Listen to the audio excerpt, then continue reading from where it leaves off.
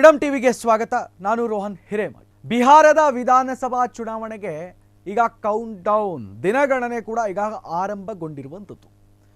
ಪ್ರಿಯ ವೀಕ್ಷಕರೇ, ನವೆಂಬರ್ 6ರಂದು ಮತ್ತು 11ರಂದು ಈ ಎರಡು ಹಂತಗಳಲ್ಲಿ ಚುನಾವಣೆ ನಡೆಯಲಿದ್ದು, ಆಡಳಿತಾರೂಢದ ಒಂದು ಬಿಜೆಪಿ ಮತ್ತು ಜೆಡಿಯು ಮತ್ತು NDA ಮೈತ್ರಿಕೂಟ ಹಾಗೂ ವಿಪಕ್ಷ ಮಹಾಗಠಬಂಧನ್ ನಡುವೆ ಈಗ ನೇರ ಹಣಾಹಣಿ ಅಖಾಡಕ್ಕೆ ಈಗಾಗಲೇ ಸಜ್ಜಾಗಿರುವಂಥದ್ದು.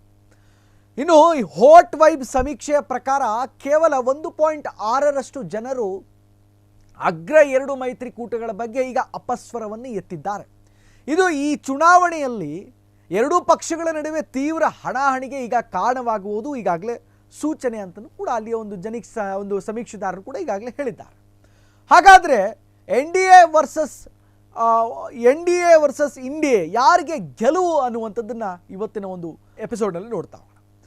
ಪ್ರಿಯ ವೀಕ್ಷಕರೇ, ಈ ಎಲ್ಲ ಸಮೀಕ್ಷೆಯ ಪ್ರಮುಖ ಅಂಶವೇನಂತಂದರೆ, ಬಿಜೆಪಿ ಮತ್ತು JDU HMM ಮೈತ್ರಿಕೂಟದ NDA ಪಕ್ಷಗಳು ಒಟ್ಟಾರೆ 41.3ರಷ್ಟು ಮತದಾನಗಳನ್ನು ಈಗ ಪಡೆಯಬಹುದಾಗಿರುವಂಥದ್ದು.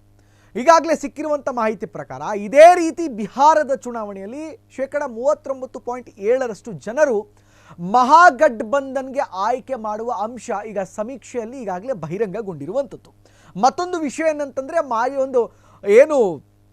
ಮಾಜಿ ಒಂದು ಹೋದ್ಸರಿ ನಡೆದಂಥ ಒಂದು ಚುನಾವಣೆ ಕಾರ್ಯತಂತ್ರದಲ್ಲಿ ಪ್ರಶಾಂತ್ ಕಿಶೋರ್ ನೇತೃತ್ವದ ಒಂದು ಪಕ್ಷ ಜನಸೂರಜನ್ನು ಈಗ ಅಂದಾಜು 9% ಮಂದಿ ಸಮೀಕ್ಷೆಯಲ್ಲಿ ಬೆಂಬಲಿಸಿದ್ದಾರೆ. ಅಲ್ಲದೆ 2.5ರಷ್ಟು ಜನರು ಬಹುಜನ್ ಸಮಾಜ್ ಪಕ್ಷ ಹಾಗೂ 17% ಮಂದಿ ಅಜಾವುದ್ದೀನ್ ಓವೈಸಿ ಅವರಿಗೆ ಈಗ AIMIM ಪಕ್ಷ ಬಗ್ಗೆ ಈಗ ಒಲವನ್ನು ಈಗಾಗಲೇ ವ್ಯಕ್ತಪಡಿಸಿದ್ದಾರೆ. ಇನ್ನು ನೂತನ ಸಮೀಕ್ಷೆಯ ಪ್ರಕಾರ ಮತದಾರರಿಗೆ ನಮ್ಮ ಮತದಾರರಿದ್ದಾರಲ್ಲ, ಆರ್ಥಿಕ ನೆರವು ಮತ್ತು ಉದ್ಯೋಗ ಭರವಸೆಯನ್ನು ನೀಡಿದ ಪರಿಣಾಮ NDA ಮತ್ತು ಸ್ವಲ್ಪ ಈಗ ಮುನ್ನಡೆ ಖಂಡಿತವಾಗೂ ಈಗಾಗಲೇ ಡಿಕ್ರೀಸ್ ಆಗುವಂಥ ಸಾಧ್ಯತೆ ಕೂಡ ಇದೆ. ಇನ್ನು ಮಹಿಳೆಯರು ಮತ್ತು ಯುವ ಮತದಾರರು ಒಲವು ಯಾರ ಹತ್ರ ಇದೆ ಅಂತಂದರೆ, ಈ ಎಲ್ಲ ಹೋಟ್ ವೈಬ್ ಸಮೀಕ್ಷೆಯ ಪ್ರಕಾರ NDA ಕುರಿತು 6ರಷ್ಟು ಮಹಿಳೆಯರು ಸಹಮತವನ್ನು ಈಗಾಗಲೇ ಕೊಟ್ಟಿದ್ದಾರೆ. ಇನ್ನು ಮಹಾಗಠಬಂಧನ್ ಬಗ್ಗೆ 2ರಷ್ಟು ಪುರುಷರು ಈಗಾಗಲೇ ಒಲವನ್ನು ತೋರಿಸಿದ್ದಾರೆ.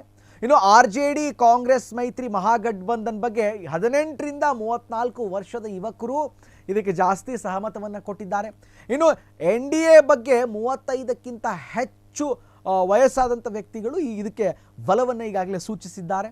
ಇನ್ನು ಈ ಎಲ್ಲ ಚುನಾವಣೆ ಮುಸ್ಲಿಮರು, ಯಾದವ್ ಮತ್ತು ಹಿಂದುಳಿದ ವರ್ಗಗಳ ಮತದಾರರ ಒಂದು ಮಹಾಗಠಬಂಧನತ್ತ ವಾಲಲಿದ್ದು, ಇನ್ನು ಮೇಲ್ದರ್ಜಿ ಇನ್ನಿತರ ಹಿಂದುಳಿದ ವರ್ಗಗಳು ಹಾಗೂ ಆರ್ಥಿಕವಾಗಿ ಹಿಂದುಳಿದ ಒಂದು ಎಲ್ಲ ಜಾತಿಗಳು NDA ಅನ್ನು ಈಗಾಗಲೇ ಆಯ್ಕೆ ಮಾಡುವ ಮೂಲಕ ಈ ಬಗ್ಗೆ ಆಸಕ್ತಿಯನ್ನು ಈಗಾಗಲೇ ತೋರಿಸಿದ್ದಾರೆ.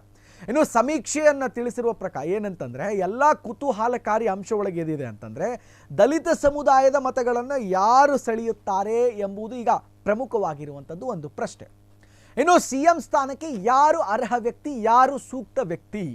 ಹಾಗಾದರೆ ಬಿಹಾರ ಮುಂದಿನ ಮುಖ್ಯಮಂತ್ರಿ ಸ್ಥಾನಕ್ಕೆ RJD ನಾಯಕ ತೇಜಸ್ವಿ ಯಾದವ್ ಏನಿದಾರಲ್ಲ, ಅವರ ಹೆಸರು ಈಗ ಮುನ್ನೆಲೆಗೆ ಬಂದಿರುವಂಥದ್ದು.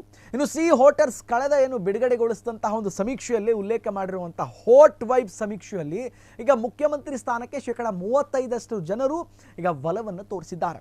23.4ರಷ್ಟು ನಿತೀಶ್ ಕುಮಾರ್ ಹಾಗೂ 13.8ರಷ್ಟು ಮಂದಿ ಪ್ರಶಾಂತ್ ಕಿಶೋರ್ ಅವರನ್ನು ಆಯ್ಕೆಯನ್ನು ಮಾಡಲು ಈಗಾಗಲೇ ಬಯಸಿದ್ದಾರೆ.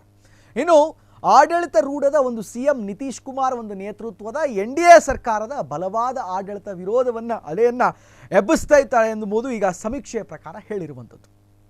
ಹಾಗಾದರೆ ಈ ಎಲ್ಲ ವಿರೋಧಾಭಾಸಗಳಿಗೆ ಕಾರಣವಾದರೂ ಏನು ನೋಡೋಣ. ಪ್ರಿಯ ವೀಕ್ಷಕರೇ, ನಿತೀಶ್ ಸರ್ಕಾರದ ವಿರುದ್ಧ ಆಡಳಿತದ ವಿರೋಧ ಅಲೆಗೆ NDA ಒಕ್ಕೂಟ ಬೆಂಬಲ ನೀಡ್ತಾ ಇದೆ ಎಂಬುದು ಆರೋಪ. ಇನ್ನು ಎರಡನೇದಾಗಿ ಹೇಳಬೇಕಂತಂದರೆ, ಮಹಾಗಠಬಂಧನ್ ಮತ್ತು ಜನಸೂರಜ್ ಪಕ್ಷ ಮತ್ತು ಇತರ ಪಕ್ಷಗಳ ನಡುವೆ ಮತಗಳನ್ನು ವಿಭಜನೆ ಆಗಲಿವೆ ಎಂಬುದು ಇದು ಎರಡನೇ ಒಂದು ಕಾರಣ.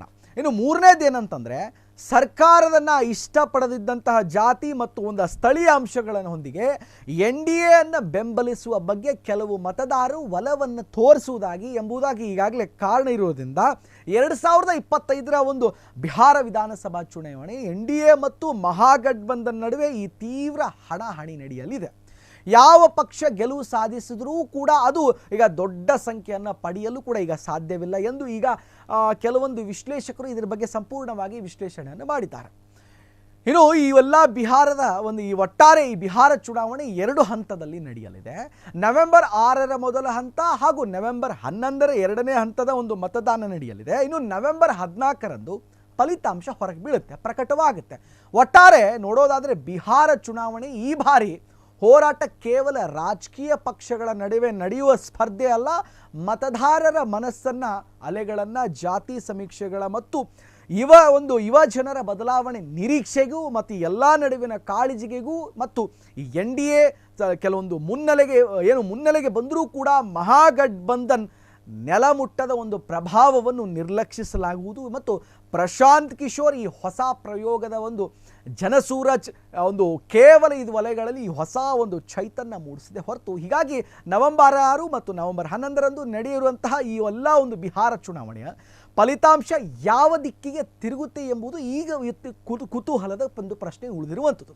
ಇಡೀ ರಾಷ್ಟ್ರ ರಾಜಕೀಯ ವಲಯದಲ್ಲಿ ಈ ಕಣ್ಣು ಬಿಹಾರದತ್ತ ಬಿದ್ದಿದೆ ಅಂತಲೇ ಹೇಳ್ಬೋದು. ಇನ್ನಷ್ಟು ಅಪ್ಡೇಟ್ಸ್ಗಾಗಿ ನೋಡ್ತಾ ಇರೋದು ಫ್ರೀಡಮ್ ಟಿವಿ, ಜನಸಾಮಾನ್ಯರ ಶಕ್ತಿ.